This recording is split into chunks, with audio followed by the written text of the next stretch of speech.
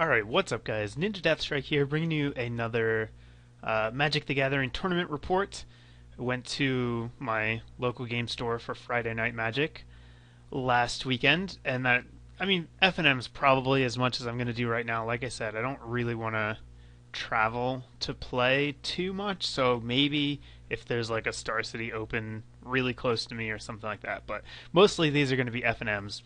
So the idea is each week I will make a short little vlog about what I played and how I did, similar to the pre-release, but since I had so many problems with the pictures coming up last time, I figured I'd do it this way. I'm just on tappedout.net. You can make your decks and post them there, and that way I can just do this and we get to see all the cards. So I ran black-white with the Whip of Erebos being the key card. So let's see if I can get that to pop up here. It's going to be annoying. Okay, so this is a card I think I talked about during my pre-release report, but for 2 and 2 black, gives all your guys lifelink, and then for the same price you can bring someone back from your graveyard and then they get exiled at the end of the turn.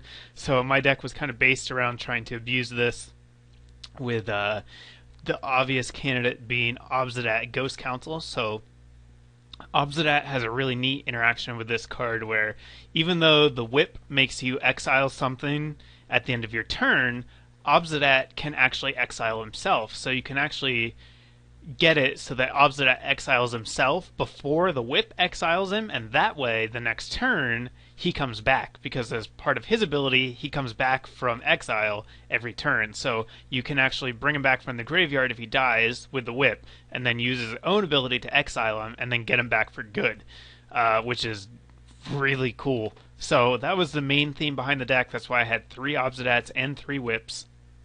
Some other important cards to talk about. Desecration Demon is just really good right now, I think. It's a 4-mana 6/6 flyer. It can get tapped down if your opponents sacrifice creatures, but they're sacrificing creatures, so it's okay, especially if you can get a couple of them out. It gets really hard to deal with. Lifebane Zombie, which is really good against a lot of decks. When you play him, you get to steal and exile a green or white creature. So there's lots of those running around. You know, you've got the red-green ramp deck, green-white, just good creatures, mono-green creatures, even like Blood Baron of Vizkopa, and Obsidat himself is part white, so you can get those for the kind of mirror matches.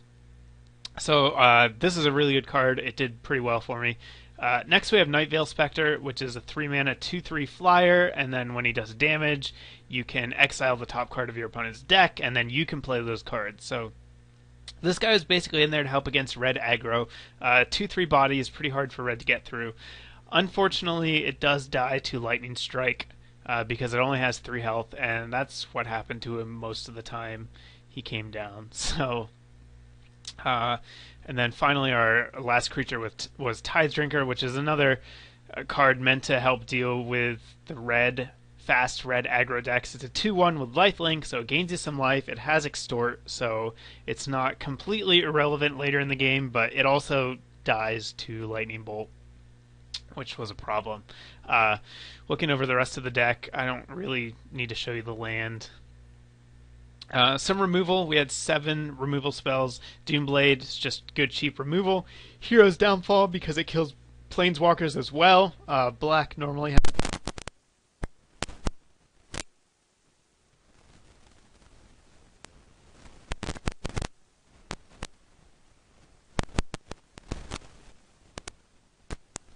that doesn't gain them life, and I thought maybe it would probably still hit most of the relevant targets, but I do think I would probably just play Devour Flesh instead of this card right now. So then going into the sideboard, we have Blind Obedience. This is for the red decks. It makes their guys come into play tapped so that haste can't work. Another Doomblade, again for the mono red. 2 Elsbeth Sun's Champions. This is for control. Control has a hard time generally dealing with planeswalkers, so Elsbeth can come down, make some guys. Very hard for control to deal with. Glare of Heresy exiles white permanents.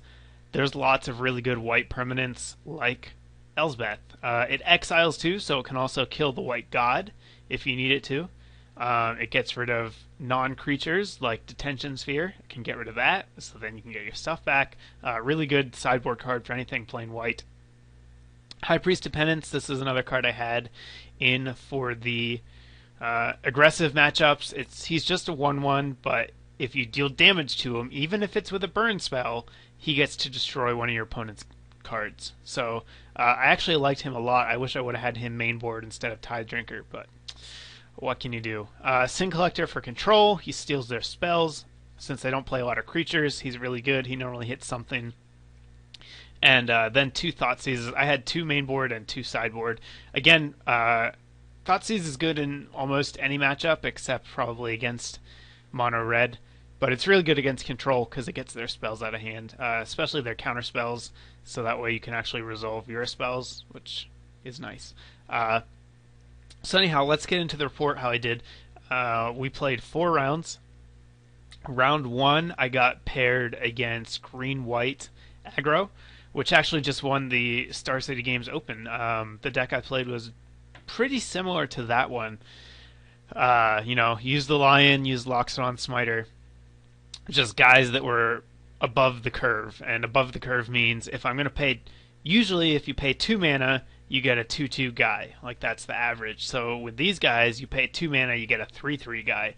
Pay 3, you get a 4/4. Pay 4, you get a 5/5. So all their guys are above the curve. They always have the biggest guys on the board. Luckily though, I feel like my deck had a really good matchup against them. Lifebane Zombie was amazing in that matchup, because he could come down on turn 3, steal the big guys, and get rid of them. Also, Hero's Downfall did pretty well in that, or not Hero's Downfall, Renounce the Guilds did pretty well, 1 game, because they have a lot of gold guys. Loxodon Smiter is 2 colors, the Fleece Mane Lion is 2 colors, the Worm token I think they get from Advent of the Worm is 2 colors, so it can make them sacrifice most of their guys if they don't have a lot of tokens on board. So the games are pretty straightforward. I won. Did I go 2-0 or 2-1? I think I went 2-0, and it was basically the same thing each time. Just play down Lifebane Zombie, play down Thoughtseize, take apart their hand, and just attack with guys that they didn't have a way to deal with. I didn't get the whip out at all that game, but I didn't really need it. It was mostly my Lifebane Zombies were doing most of the work, and as well as Desecration Demon. I didn't play Obsidat at all.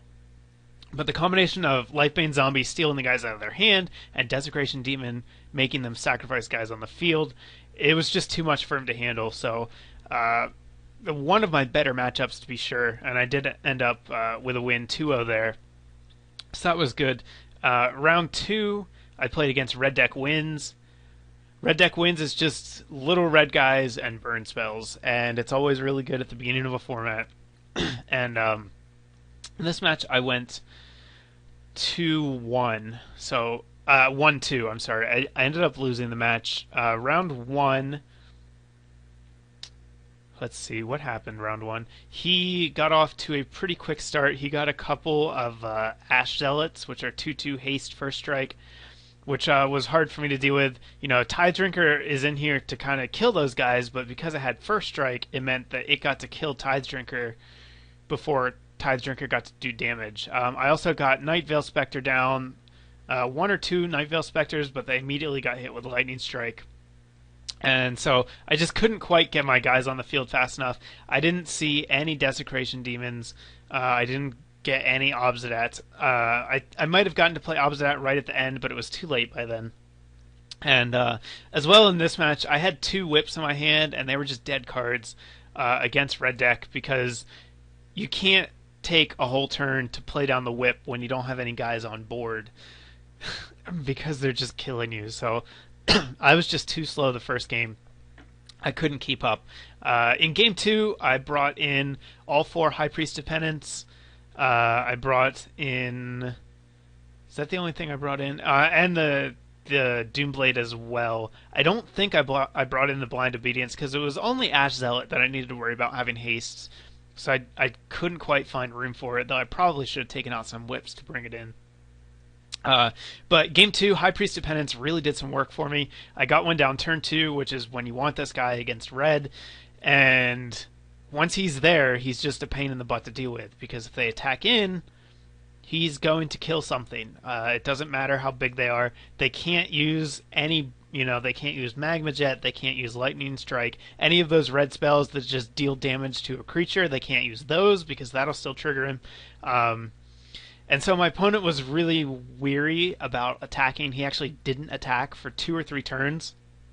And against red deck, that's all you need. So because of the time High Priest bought me, I was able to get out Obsidat and the Whip. And so I was able to use Obsidat with Lifelink to gain 5 every turn, just get my life total back up, and pull the match out. So I ended up, I think, around 9 health.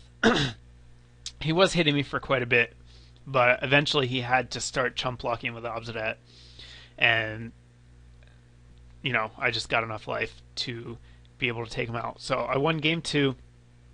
Game 3 went really badly for me. I kept a really bad hand. I had 5 lands and 2 Obsidats, and I don't know what I was thinking, but I didn't mulligan it, and I just died before I got to play anything. So that was completely my own fault. He beat me on turn 4.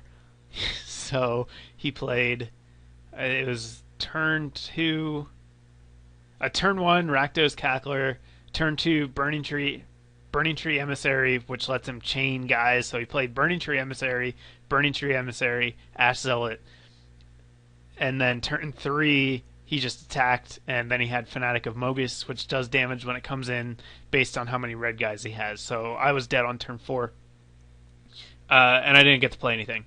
So that was disappointing. Definitely my own fault, though. It was a bad choice on my part. I should never have kept that hand. And so I went to 1-1. Round 3, I played Grixis Control. Grixis is black, red, blue. In case you don't know, it's that 3-color combination. The name comes from a set they did a while ago where each 3-color combination kind of had its own little piece of the pie, and the red, black, blue one was called Grixis. So anyhow, my deck, again, I felt like I had a really good matchup against this particular style control deck, especially after sideboarding. And if you don't know what sideboarding is, I'm trying to remember to explain things as I go so that if you don't play, you can keep up with this. But unlike in Pokemon, where you just have a 60-card deck and that's your deck, in Magic, you actually have a 75-card deck.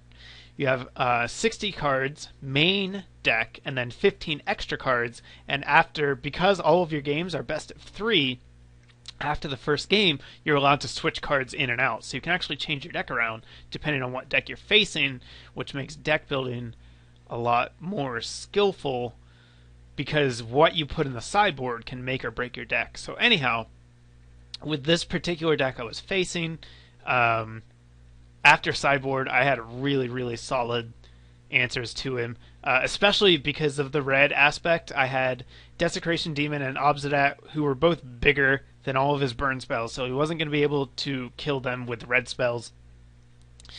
And Obsidat is just really hard for control to deal with in general, because he's not usually on the board. He exiles himself during your end phase, so he's not there on their turn. They can't do anything to him because he just comes back. He's only around on your turn. So I won this one 2-0 pretty handily. Game 1 was a little bit closer. I was having some problems getting guys on the board. I got Tide Drinkers and Nightveil Specters, and they just got burned again. So my updated version of this deck, which I'll be playing this week, is quite a bit different. But anyhow, I knew they had that stuff, though, so I just was able to get it out of his hand by playing these guys. I also was able to get a Desecration Demon to stick, and after that it was pretty much game over, because most of his removal was either counterspells or burn, and Desecration Demon doesn't care about burn because he's so big, and he didn't have a counter up when I got him out, so that was pretty much game over. I got a second one the turn after, and that was it. Game 2 was even quicker than the first. Turn 1, Thoughtseize, took, I believe I took his Planeswalker. He had a Jace, Architect of Thought. So, took his Planeswalker, made sure he wasn't going to get advantage that way. I also saw that he had a counterspell in hand. And so, what I did, I had Obsidat in my hand, but I knew if I tried to play him, he'd get countered. So, I played some other guys first, Tide Drinkers and Nightveil Specters again. They got burned because they weren't very good cards in the in the matchup. But finally I drew a Lifebane Zombie, and I knew if I played Lifebane Zombie, he would counter it because it's a pretty big threat. 3-1 Intimidate means he's not going to be able to block it. And I had used all the burn with my smaller guys, so I played down Lifebane Zombie. Lifebane Zombie got countered. Next turn I played Obsidat. He didn't have the counterspell anymore, so Obsidat resolved, and that was pretty much the game. The turn after I got Obsidat, I got Whip of Erebos. So now Obsidat had lifelink. He actually did manage to kill Obsidat one turn with, it must have been Hero's Downfall, because I can't think of anything else that kills Obsidat. So he killed Obsidat that way, and thanks to the whip, the next turn I was able to whip him back. It's not summoned, so you can't counter it. And then I exiled him, and that was it. Obsidat beat him. So went to 2-1, feeling pretty good. And if I won the next game, I would have a chance at winning everything. I would guarantee myself second, which meant that I should get some packs. And maybe I could sneak in first, depending on how the rest of the things played out. So my last match, I was up against Red-Green Ramp, and I got destroyed. My deck was not prepared to handle that deck at all, and on top of that, I was playing the shop owner, so he had like a $500 deck. He had 4 Domri Raids, 2 Xenagos. He had a bunch of the new Stormbreath Dragons. I looked up his deck when I got back because I was thinking about trying to run it this week, and it was $500. So that's not going to happen. But yeah, basically the idea of his deck is turns 1 and 2, you want to play down little guys that give you mana, so you can accelerate your mana, and then after turn 3, you just play big guys with monstrosity, and then the turn after you play them, you monstrous them, and they just ruin your opponent. He was playing a couple of Ember Swallowers, which is one of the new cards. It's for 4 mana, it's a 4/5, and it has monstrosity for 7 mana, and if you pay the monstrosity, each player sacrifices 3 lands. And so, with the red-green deck that he was playing, that's actually not that big of a deal for him, because of a lot of his guys also give him mana, so he can sacrifice his lands and still have a decent amount of mana, whereas my deck, I had no mana acceleration, so he was playing that guy turn 3, and then going monstrous with him turn 4. I had 4 lands out. Like, I went down to 1 land. That was it. That happened both games. I didn't have a way to deal. I didn't have an instant, and Renounce the Guilds didn't kill it because it was only red, and he had other guys anyhow. So even Devour Flesh wouldn't have killed it. But yeah, I didn't have Doomblade, didn't have Hero's Downfall, and I just lost on turn.